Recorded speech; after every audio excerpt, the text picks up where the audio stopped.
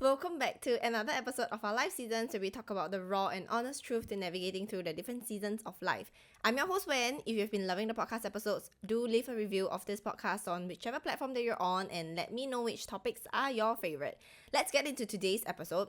I would say that it's no secret that you guys really enjoy episodes where I share the lessons that I've learned from my past relationships and just the journey of me healing from heartbreaks that led me to become who I am today. So this version of me that has glowed up big time, both mentally and physically. So let me tell you, I have actually received tons of DMs from you guys asking me this one specific question of how will I know if I have healed and is ready to enter another relationship.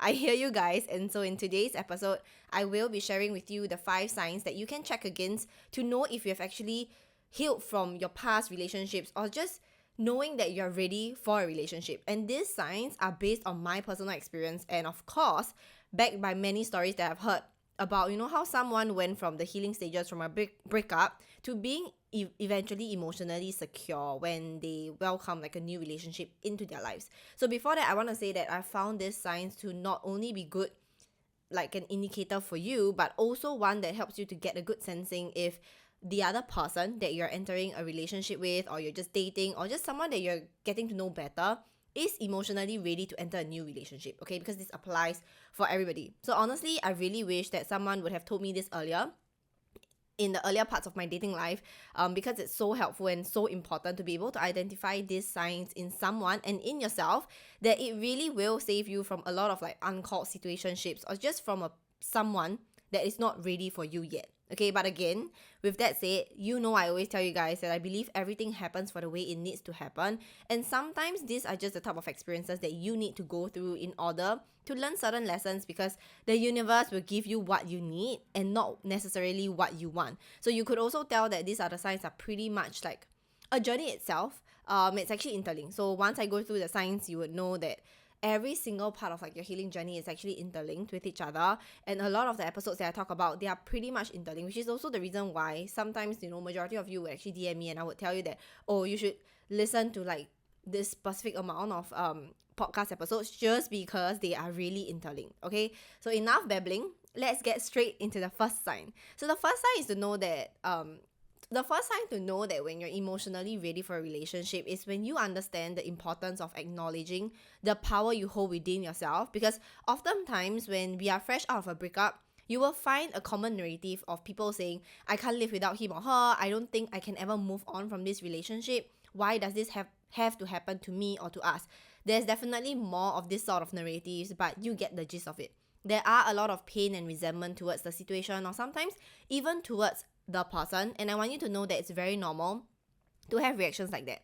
I am human too. I do have reactions like that as well, as you should, right? Because you have once shared so much memories with that person, and that person actually mean a lot to you, or that relationship mean a lot to you, and it doesn't really matter how long you have been with that person or how long that relationship was.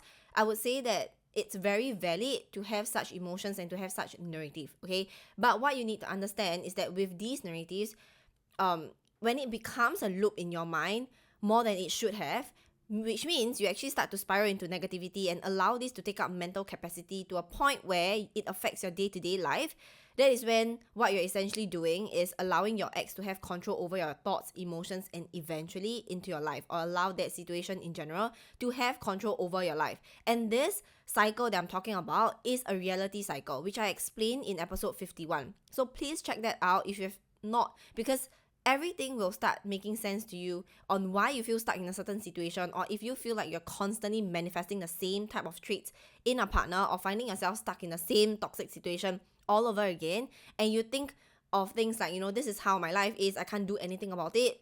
No, okay? No. You always have a choice, and I always say that at the very start of the cycle, you realize that everything starts from a thought, right? And I talk about it in that episode, and that is something that you need to realize until, like, you don't realize it until you actually choose to snap yourself back into the present moment and acknowledge that it's actually time to move on and take back your power. So I want you to kind of ask yourself on a lot of things as to why would you be like, why would you still want to hold on to this relationship? Like, are you holding on to this relationship because it has become a comfort zone for you and you're just afraid of the unknown if you let go? Because most of the time, I can tell you that the answer is yes. The reason why you are coming up with all sorts of reasonings to convince yourself that you have a chance of salvaging a relationship and choosing to hold on to a person or relationship that you clearly know no longer serves you is because of the familiarity that you have gotten so used to, and it has unknowingly become part of your comfort zone, right? And I talk a lot more about comfort zones in depth about this in like episode 36. So if you want to dive deep into that, please check that out. But let's be honest, breakups can leave a scar, can leave marks, can leave like traumas. Breakups are never easy to go through, right? But doesn't mean you can't get through it. Because holding on to grudges or dwelling on memories will only weigh you down, right? And I understand that, sometimes with breakups, there comes a lot of like memories that you hold on to. And I want you to know that with all these memories, even the good and bad, it will weigh you down. It's okay to have moments where the past picks in, but it shouldn't come to a point where it consumes you, okay? So if you're at this stage and this is your sign to really release yourself from your past relationship and take back power from that person, promise me that you will slowly start to recognize that you can always recall your power and take back control of your life, and recognize that no one should have a say in how you feel or what you tell yourself other than yourself, okay? And once you master this concept, it is very powerful because you then start to take things into your own hands, and that's where the healing actually starts. Okay, so speaking of healing, the second sign to know that you're emotionally ready for a relationship is when you start to learn how to truly enjoy your own company, which also means you feel fully secure within your body and in yourself, okay? This is a core part of every healing journey, especially one after a breakup. Because we spend so much time with someone, sometimes we actually forget to sit with ourselves and be by ourselves without feeling empty or loneliness. So I talked about this concept of being alone but never lonely in episode 6, and it is really a life-changing moment when I realized that the reason why people, including me, feel lost after a relationship or a breakup, especially one that is over like a long period of time, is because we get so used to someone's company that we feel like we don't need to learn how to enjoy our own company. We don't see a need to be by ourselves, because why would you need yourself when you have someone else, right? Wrong. This is where you start losing a part of you to that person or to that relationship. When we spend so much time with someone, we tend to give them our all, right? We pour our hearts and soul into the relationship, and we invest a lot of our time, money, mental capacity, and emotions into that person or relationship, that to a point we neglect ourselves. So we put our needs aside and we lose a part of ourselves every single day, bit by bit. You give 1% away of your power every single day, which seems insignificant at the start, right? It's a small shift that you would not have picked up. At least for me, I did not pick that up. And as time passed, if you don't find ways to kind of recharge or work towards putting yourself first and filling your own cup up first, it is normal that you start to feel depleted and drained out. But you still want to give your best, right? And remain hopeful. So you try to work things out by giving more this time around to cover up the emptiness that you feel. And now it's 2% every day. So you kind of know where this is going to go. You start to drain yourself out even more this time at a rate that you can't even keep up. Eventually, you come to a point where you build up resentment, and it affects the relationship, which leads to a breakup and even more resentment and pain. Why? All because of the lack of self-awareness and understanding of what your standards are, your non-negotiables are, and your boundaries, which will indirectly affect your confidence, which then leads to your self-worth. So where you start to kind of doubt if you'll ever find love again. So you could see everything just kind of interlinks with each other, okay? But it's not because of your ex. Regardless of what they do, whether they cheated on you emotionally or physically, or you guys just kind of grown apart, the truth to why that relationship ended is because you have lost yourself along the way. Yes, I know it's a tough pill to swallow, but I know as humans, we want to give others the best as well, right? We want to care for others' needs first before ours, because that supposedly makes us a nice and kind human being, right? No, I talked about this in episode 49 before, where it's not selfish and it's never selfish to put yourself first. You have got to understand this and have it ingrained in your mind by now, and knowing that making it a choice to take time out of your day just to spend time with no one but yourself is a form of you telling yourself that I cherish myself enough to know where I stand in my life and I want to put myself first, okay? So this is actually the most selfless thing to do, because by filling your own cup up first and prioritizing me time, so you can spend time with yourself to understand who you want to be, what lights you up, and what are your aches, will actually help you to set boundaries with people and grow self-respect. And because you're so certain and grounded, people actually gravitate towards you because you bring out the energy that they admire and want to have. But not many know how to do it, right? So you lead with this energy. You lead with self-respect. So people will start respecting you. Which leads me to actually the third sign that you're emotionally ready to be in a relationship is when you start to have fully confidence, or when you're fully confident in knowing who you are as a person. Trust me, that is like the sexiest thing that you can do for yourself and for others. To love yourself and know yourself so well that you are not afraid to be you. To embrace and verbalize your standards, your boundaries, your expectations, and even like through your choices of words, right? Even through your actions, you're able to tell people, these are my standards, these are my boundaries. Do not step over them because I respect myself enough to tell you and to verbalize it to you. So your people will understand and have so much respect for you because a part of them wants that for themselves too, right? So if you feel like your people or the people in your life are not respecting your boundaries and they have a lot to say about your standards and non-negotiables, I want you to always remember this. Everyone is you pushed out, which means people behave, act, feel, and think whatever and however you assume of them to behave, act, feel, and think, okay? Everyone and everything you perceive in your reality is all your consciousness reflected back to you. Think of it like a mirror. When you tell your reflection to smile, will it smile? No. If it smiles, it's a bit creepy, but it shouldn't, okay? The only way your reflection could smile back at you is if you smile. So to put it into context, if there is someone in your life that isn't behaving the way you want them to, they are simply reflecting what your assumptions are about yourself and of the world, okay? So pay attention to what you're saying about them and what you're saying about like just your life in general or about like the whole entire society in general. So for example, if you feel like you've always wanted a partner that does not meet your not always wanted, but if you always had a partner that does not meet your non-negotiables and he or she does not respect your boundaries and you wish for them to be a little bit more understanding and respectful, look at what your beliefs are about them. Do you believe that they are like a good person, or do you believe that you always have bad choices when it comes to choosing a partner? You just seem to not have luck when it comes to love. Well, your partner will reflect that back to you. It's just the law of universe, okay? So what can you do to actually change this? Focus on you. You are the pusher. Everyone is you pushed out. The world and everything in it is simply a reflection of your assumptions about yourself and of people, which is why it's so important to spend however long you need to get to know yourself again, to be so certain about what you want in your future partner, how you want them to act, how you want them to love you, how you want them to treat you, is what you will have to start to do for yourself first, okay? Work on knowing yourself so deeply to a point where you can be so confident that you deserve someone like you, someone who fits you like a glove. And that doesn't mean to find someone who's perfect, because no one is perfect. And what I mean is just someone who complements you and your life so well. It's like you guys are just made for each other.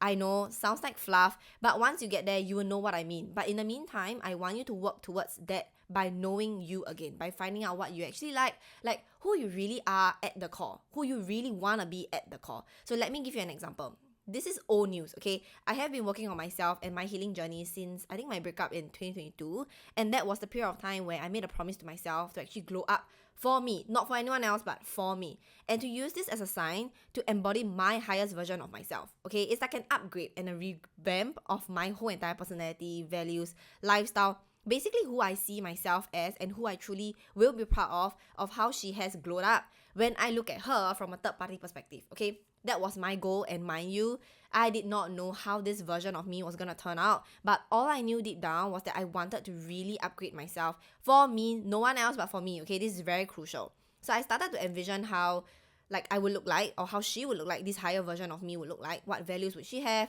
What words would she use to describe herself?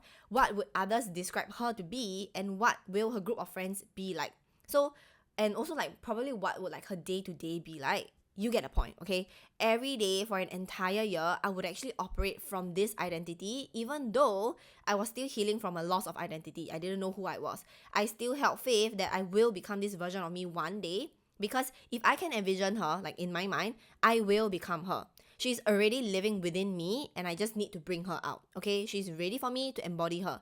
Every day, I would use this as a journal prompt to get clarity so I could step into this version of me. And you can do it too. So fast forward to last month, I was having a conversation with my friends, and one of the questions was, how would you describe me to someone else? I could not believe, honestly, I really could not believe the answers of how they would describe me to someone who have never met me before, because it was literally who I want people to see me as. This upgraded version of me that I've been working towards the past year. So one of them actually said this: I would describe Wen as someone who picks the people that she hangs out with, right? She has this seed that is planted deep within her. It's so deeply rooted, and this seed actually represents her values, and she works on it so much and is growing it and is nurturing it. And then another person actually described me as like a porcelain, where I'm so posh, so pure, that you would actually want to proceed with care and be so loving when handling it being me, okay? So this is insane, because that moment, I realized the power of visualization and feeling and acting as if, oh my god, I can't speak today, but which I actually covered in episode 22. It was kind of I did it moment for myself, because I never knew it would work. That, the amount of work that I did on myself was something that would be so visible for others. But my friends were actually able to put it to words so perfectly. So I wanted people to respect me because I respect myself, to love me the way I wanted to be loved and in the most respectful way possible, okay? I wanted to surround myself with people who value honesty and growth, my type of people who grow together and celebrate my wins with me genuinely, who host intellectual conversations with me, not just gossip and hate how life is, okay? I know my people, and I'm so glad to have actually found them, and I'm so glad that I kind of am able to embody this version of myself that seeks constant growth and polishing. So that's my story of knowing myself so well that it actually translates into the different aspects of my life, right? The relationship that I'm in, the people that I call my people, the life that I am leading now, and obviously this amazing podcast community that we have now, the routine that I have now, and so many more aspects of my life that have actually really have a great impact just because of me knowing who I want to be and just knowing myself so well, okay? And I want that for you too. And I know it's possible for you when you take the time to really just sit down and think about what are the things that you want to be, or who you want to be, like how your higher self will be like, with no pressure at all. And really just dream big, the best possible version of you, and how you would be so proud of who you will become within that year. I took probably a year or even less than that, so you can too. And just know that everyone has different timelines. So just don't attach your self-worth, or rather like how much you've grown over the years, within a specific timeline, okay? So next, the fourth sign to know when you're emotionally ready for a relationship is when you see the importance of setting your priorities straight. This is super important. The best investment that you can make is to invest in your own well-being, and part of it is taking some time out to plan out a wellness routine that nourishes your mind, body, and soul.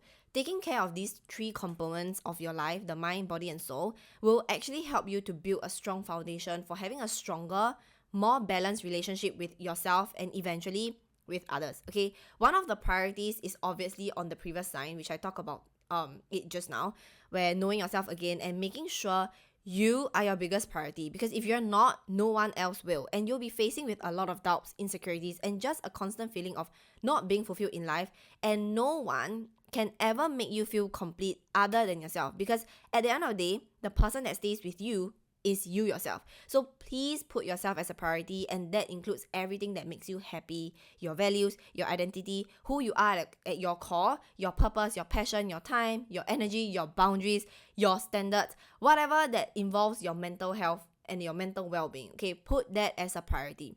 Once you figure out what those are, it is important to make sure you put those into actions. This is when like a routine will really help you big time. Ever since I actually started making it a point where I have routine incorporated into my week, things really took a turn for me, okay? If you need an example of what my routine kind of looks like, I have a separate episode on it, episode 45. I call it my reset routine because, as the name suggests, it helps to reset my week and prep me for a good week ahead. So I always believe that, how you start your day or your week really determines how successful you will be, which means like success to me means whatever it might look like for you. It's very different, okay? A successful day can be a day where you just start taking baby steps to work towards your passion project that you've always wanted to do but put aside, right? Or it can also be a day that you reset and recharge, spending quality time with yourself, tapping into your intuition and ask yourself what is it that you have been avoiding or making you feel uncomfortable, and then walk through it with yourself through either journaling or just talking in front of a mirror. Mirror work, okay, which is a very fascinating and transformative practice that involves using your reflection as a tool to help you to heal certain parts of yourself and shine light on the subconscious blockages that you might have that is affecting your day-to-day life. So let me know if you guys want to learn more about that, like, about mirror talk, so I can make like a separate episode on it, okay? Whatever that success day looks like for you, know that having a light-hearted routine that helps you to nourish you really do wonders for you. I just want to caveat by saying that this routine does not have to be an hour long or a full day's worth of self-care activities, okay? It can just be a 5-minute meditation or journaling or reading. Whatever activities that allows you to just kind of nourish yourself is very important. It is not how long you do it, but what helps with bringing you back into the present moment, okay? So always think about this when you are creating like your routine. Now, speaking of being in the present moment, we are at our last sign to know when you're emotionally ready for a relationship is when you stop searching for the one. Oh my god, I can't say this enough. Stop searching for someone. Stop searching to be in a relationship. Stop searching in general, okay? This is a shocking one to maybe some of you. I know. I'm not sure if you guys have actually heard this before, but when you are still constantly searching for someone or another relationship, you are not ready to be in one, okay? The more desire you feel to get into a relationship or to find someone, the more you shouldn't. Why? Because that desire is driven by the desperation of wanting to fill a void or completing a part of you that you assume that by being in a relationship or being with someone, you will magically feel complete, okay? And I'm here to break this news to you. The truth is that no one will ever make you feel complete other than yourself. I need you to remember that, okay? No matter how open, inverted, perfect that person is, it can be your soulmate or your person, they will never be the reason why you feel complete. And I know a lot of people say this, like, I feel so complete now that I have found my forever person. But that is not the case. If you were to really actually look on a deeper level and ask them questions about themselves, you'll find that they were actually complete first before they met their forever partner. And this makes a huge difference, okay? A lot of times, people who have reached a stage where they feel so loved and experience so much joy in their life is because they learn to love themselves first. They will feel loved and complete even without their partner. And their partner is just there to supplement this side of them. The love they receive from someone else is always just a bonus. They appreciate it more because they see it as a bonus. It is not a must-have. The only must-have and needed love they receive is from themselves, okay? Which is why I'm a huge like supporter on this concept of loving yourself first before you can love others. So please don't misunderstand this concept. Stop seeking for love outside of yourself and start seeking it within you. It's already here, okay? Love yourself the way you wanted to be loved. Treat yourself with respect you expect from others, because that is how someone else sees you. The way you treat yourself is the way others will treat you, okay? Treat yourself like crap and you'll see that this is all being reflected in your relationships, in your life. If you want someone to love you for who you are, to accept you with all the imperfections that comes with you, which is what we all have, okay? Imperfections is what we all have. You gotta first practice self-acceptance. And I said this before, but I will say it again. Self-love is self-acceptance. If this is foreign to you, please check out episode 16, okay? Please remember, love is about connection, growth, and sharing your life with someone who complements you, not complete you. So the day you stop searching for the love, for that love, or for someone to love you, is the day you will actually really experience true love, which is the love at its purest form, the love from yourself. And trust me, the one will always appear in your life the most unexpected way when you are so focused on loving yourself, where you reach a point where you are okay even if you spend the rest of your life alone. And that is the peak of pure happiness and peace, okay? Because everything else is just a good to have, not a must have, okay? I'm not saying that you have to be at a point where you just don't believe in love anymore, or it's like that extreme version of like, oh, I can be alone, I want to be alone, I don't want anyone else. It's not that. You can love yourself and feel complete, at the same time still craving to share little moments of excitement or just moments in your life with someone else, okay? It's not that deep. It's not that extreme. Just focus on loving on yourself. Alright, as promised, before I end, I want to leave you with these 3 questions to think about during your journaling session or even as you go through the journey of healing to help you navigate a lot of the unknown you might be facing as you get yourself ready to reach the peak of emotional stability before your next relationship. Okay, you ready? The first one, what do you appreciate about yourself? What makes you unique and special? So I want you to take the time to think about this. Try to write at least 5 things and expand it as you go through your journey of self-discovery. Add 1 or 2 pointers every single day. This is an ongoing list, okay? It's not a one-off thing that you just write and then chuck aside. I want you to constantly go back to this list and fill in like what is something that you really appreciate yourself for and what makes you unique, what makes you special. Please don't be shy. Please don't try to be humble. There's no point in that. Write it down, okay? Number 2, what roles do I want to play in my own and others' life and why? This is for you to kind of envision the best version of yourself and how you can be and have something to work towards too. Okay, remember to operate from this identity. I kind of want you to think about like what roles do you really think people would benefit from your presence? Okay, a role that you want to play, not a role that someone else wants you to play. A role that you truly want to play and you feel like you could play it just because you really want to provide value to people's life or you really just feel that this is something that you can bring to the table. All right, last one. How can I start to show more love to myself? This is so important. Think of the activities that you genuinely enjoy doing by yourself, okay? How can you make more time for these activities in your life? Remember the importance of having a wellness routine that sets you up for success. Include all these activities into that routine, all right? I hope you take some time to sit with yourself and write your answers for these 3 questions and focus on incorporating them into your day-to-day. And I promise you'll start seeing such a big difference in the quality of your life because if you have not realized, this entire episode actually focuses on you and not someone else, okay? To seek love from others, you got to first know how to love yourself first, okay? Let me just repeat that again. To seek love from others, you got to first know how to love yourself. Okay, so that's all for today's episode. As usual, if you have any burning questions or topics that you want me to cover, please drop me a DM on Instagram at Our Life Seasons or comment on whichever platform that you're listening to so I can get back to you. Alright, I'll see you in the next one.